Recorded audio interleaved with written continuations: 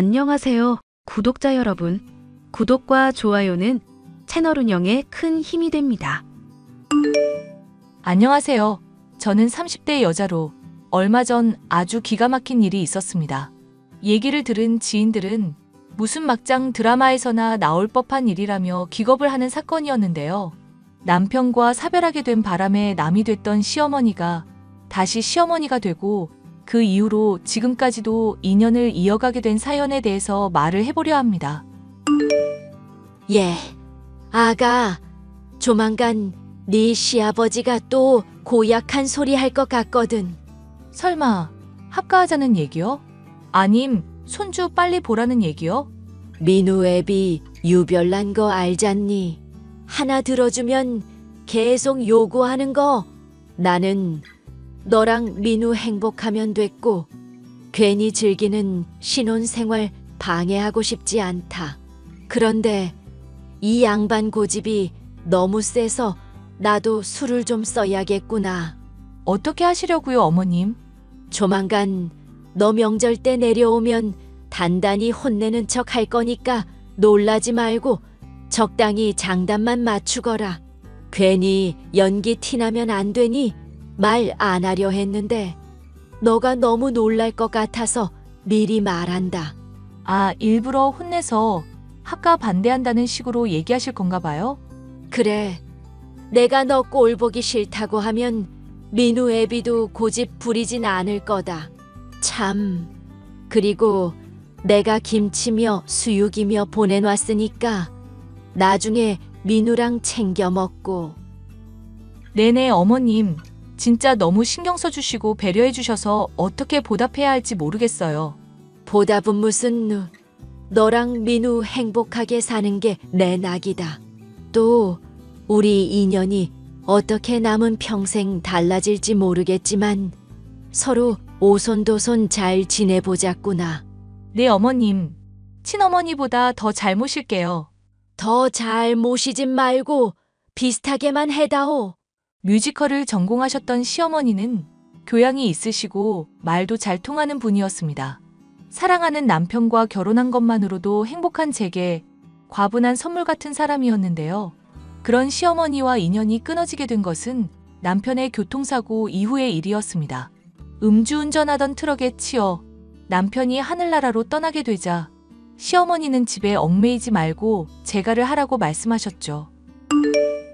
떠나간 아들 장례식도 치렀겠다. 너는 너 갈 길로 가면 된다. 다행인지 불행인지 애도 없으니 그리 힘들 일은 없겠구나. 너 이제 20대 후반이니 제가 하기도 그리 어렵지 않을 테고. 어머님, 저는 계속 박가집안 며느리로 있고 싶어요. 욕심으로 라면이야. 나도 그러고 싶지만 그건 아니다, 아가. 민우애비 기력도 점점 쇠해지고 있고 우리들 언제 갈지 모르는 나이인데 너한테 그 집 맡길 수 있겠니? 안 좋은 모습으로 서로 다치는 것보다는 웃으며 좋은 모습으로 헤어지자꾸나. 어머님, 그런 말씀하시면 정말 서운해요. 앞으로 영영 안 볼 사람처럼 그렇게 말씀하시고. 그 말에 나도 서운하다, 아가. 너나 나나 며느리 시어머니 사이 아니더라도 교류가 있었잖니. 가끔 만나 커피도 마시고 연락하며 지낼 생각이었는데 영영 안 볼 생각이었어? 그건 아니죠, 어머님. 저 연락한다고 그럼 피하시기 없기에요? 그래. 오히려 내가 걱정할 일을 말하는구나. 그렇게 저는 박가집안 며느리에서 과부가 되었습니다. 그 뒤로 몇 년 동안 공부를 해 직업상담사 자격증을 따고 취직도 했는데요.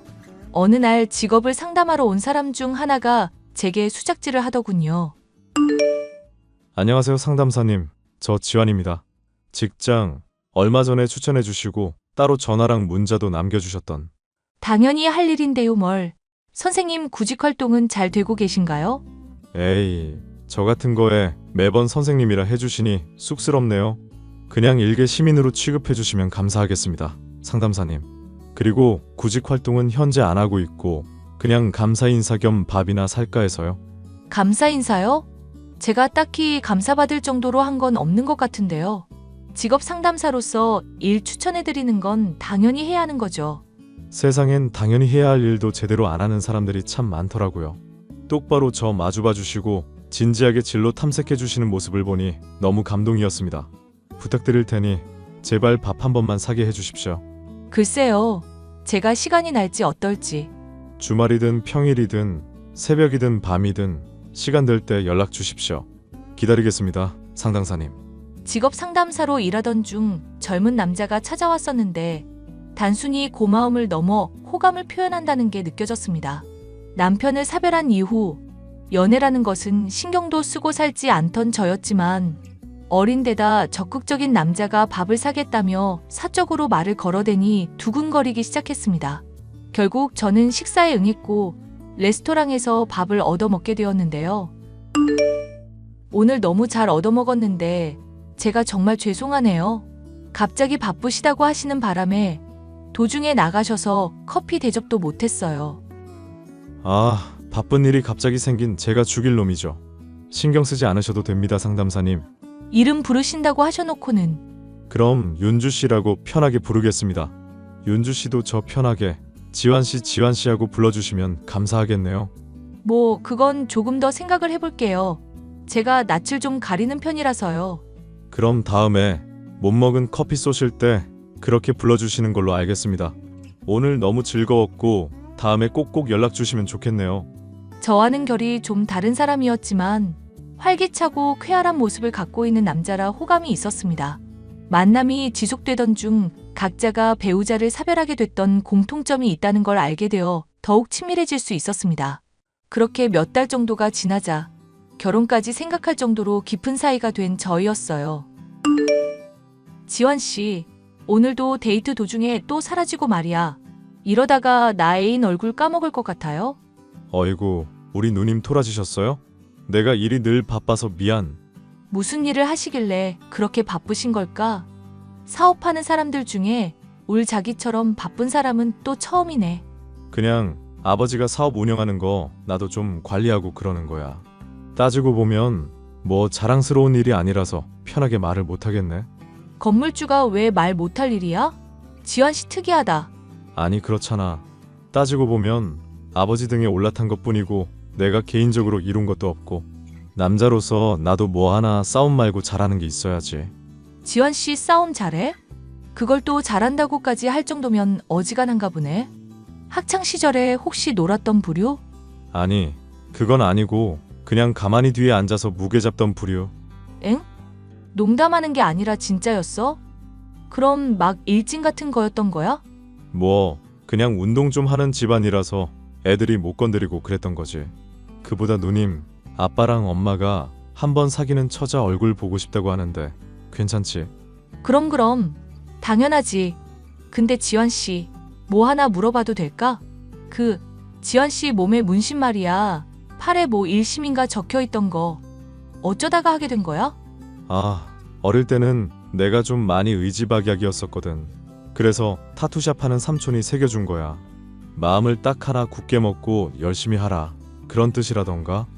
촌스럽다 싶어서 후회 중이니까 나중에 결혼 전에 싹 다 지우든지 하려고. 나중에 삼촌분 나도 소개시켜주라. 발목에 작게 하나 레터링 같은 거 하면 이쁠 것 같은데.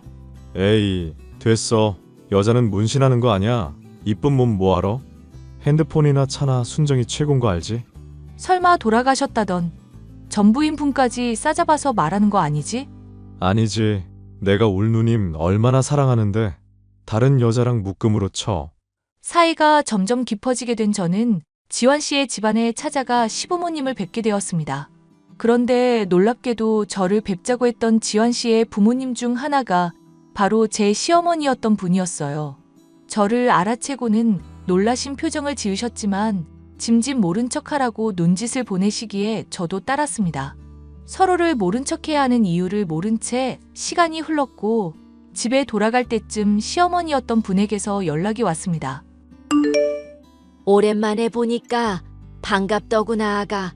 인연이 또 이렇게 이어질 수가 있니 어떡해? 저도 어머님이랑 이렇게 보니까 너무 신기하네요. 근데 어머님, 제가 계속 전화드렸었는데 피하고 문자만 하셨어서 서운했던 거 아시죠? 알지, 아는데 또 괜히 친해졌다가 각자 사정 때문에 멀어지는 게 마음 아파 그랬다. 그런데 지환이랑은 어떻게 알게 된 사이니? 직업 상담사 일하고 있거든요, 제가. 그런데 직업 구하겠다면서 찾아와서 자연히 알게 됐어요. 어머님은 그간 어떻게 지내셨어요? 그냥 편하게 물어도 된다. 민우 억울하게 죽은 충격 때문인지 민우 애비도 얼마 안 있어서 하늘 갔고 그 뒤로 적적하고 사람도 그립다 보니 어찌어찌 연다 이렇게 됐다. 이게 지금 잘하고 있는지는 모르겠다만 그 어찌어찌가 궁금한 건데요, 어머님. 그리고 어머님이 고른 사람이니까 당연히 시아버님 되실 분도 좋은 분이시겠죠. 그렇게 말하는 거 보니 너도 지환이랑 결혼 마음이 있나 보구나. 너 보기엔 걔가 괜찮은 거 같니? 이모저모로다가 확신까지야 아니지만 저한테 잘해주고 착한 것 같아서 결혼까지도 생각하고 있긴 해요. 그런데 어머님도 지한 씨 잘 모르시나 봐요? 그래도 아들이니까 저보단 많이 아실 것 같은데. 애초에 나도 재혼한 지 3개월밖에 안 돼서 잘 모르겠다. 이 집안 사람들은 너무 비밀이 많고 요상한 집안이라. 어머님이랑 저만 하겠어요. 어떻게 또 이렇게 만나게 될까 생각할수록 너무 신기해요. 괜히 서로 알았던 티는 내지 말자꾸나. 남자들 대범한 척 해도 과거사 신경 쓰기 마련이니. 네, 어머님 말씀 명심할게요. 늘 새기고 있겠습니다. 아니, 또 너무 그렇게 의식하지 말거라. 너 전에 합가 못하게 하려고 연기할 때 장단만 맞추랬더니 연기 더럽게 못하더구나. 에이, 그거야 어머님이랑 꼭 합가하고 싶어서 일부러 못한 척 한 거였죠. 어쨌거나 앞으로 잘 지내보자. 시아버지가 될 사람도 좋은 사람처럼 보였지만 제가 정말 따랐었던 시어머니가 다시 한번 저의 시어머니가 된다는 것이 너무 좋았습니다. 지환 씨나 예비 시아버지, 그 집안에 대해 아는 것이 아직은 없어 결혼이라는 단어 자체도 조심스럽던 중이었는데 어머님이 먼저 자리 잡고 계신 모습을 보니 마음이 든든했어요. 하지만 그런 든든한 마음은 그리 오래가지 않았습니다. 너무나도 갑작스럽게도 시어머니가 사라졌다는 소식을 듣게 됐죠.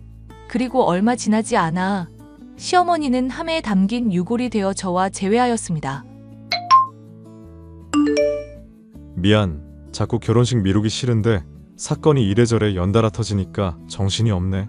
친구라는 사람이 대뜸 유골함 전해주면서 실종된 사람이 죽었다고 하니 이게 뭐 현실감도 없고. 나도 그래. 우리 어머님이 어쩌다가 그런 선택하신 건지 모르겠어. 절대 그러실 분이 아닌데. 그러실 분 아닌 건 어떻게 알아? 되게 잘 아는 것처럼 말한다. 처음 봤을 때부터 심지가 굳은 분 같더라고. 그냥 그렇게 생각이 자꾸 들어서.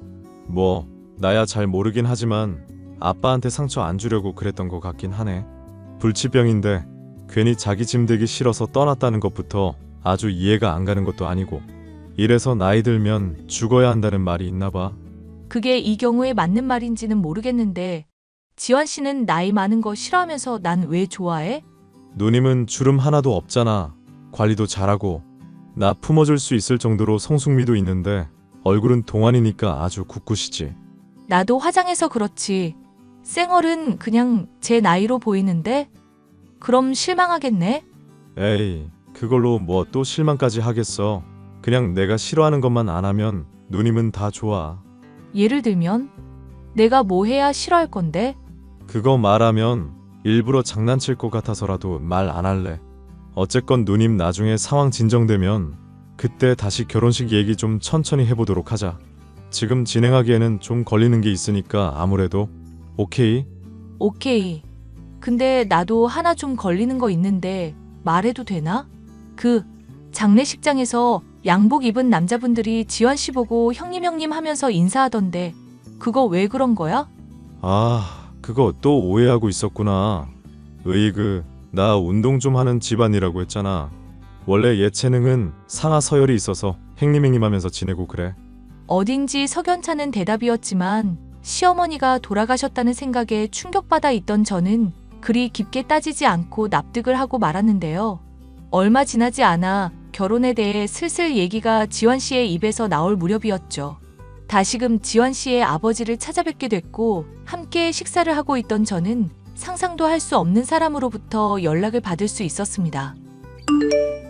얘 나다 시엠이 보이스 피싱 같은 거 아니고 죽은 네 시엠이 맞으니까 절대 차단하지 말거라.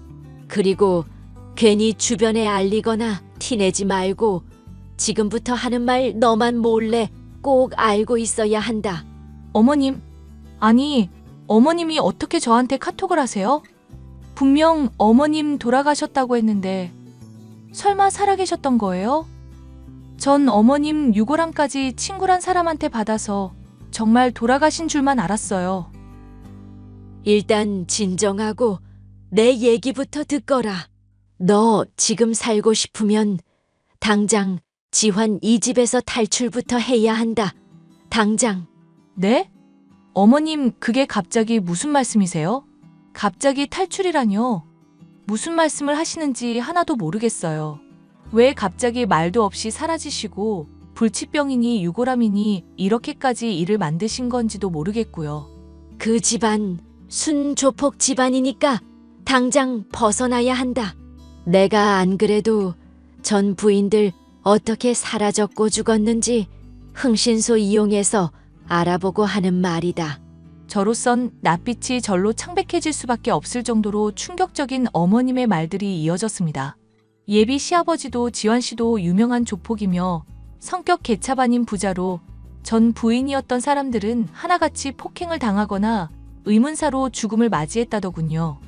정말 믿기지 않는 얘기였지만 시어머니가 흥신소 직원을 통해 알게 된 자료를 보내주셨던 데다 그런 말을 하시는 분이 시어머니이기 때문에 믿을 수밖에 없었습니다. 걔 중엔 조폭인 거 알아차리고 헤어지겠다고 얘기 꺼냈다가 안면한 몰된 여자도 있었다더구나. 이건 정말 아니다 싶어서 고민하다가 그냥 스스로 죽은 척 하기로 마음 먹은 거다. 뭘 그렇게까지 해야 하나 싶겠지만 세상에는 무서운 인간들이 정말 많단다. 아가야. 어머님이 하시는 말씀 어떤 뜻인지 잘 이해했어요. 그러면 저도 지환 씨한테 그런 말 했다가는 위험한 거 아닐까요? 하긴 걔 그나마 애비랑 달리 유순한 편이긴 해도 감옥도 몇 번 갔다 온 적이 있다고 하니까. 그럼 정말 큰일 났는데요, 어머님. 제가 헤어지자고 하면 분명히 이유 따지고 들 거고 저 거짓말은 잘 못하는 편이라서요.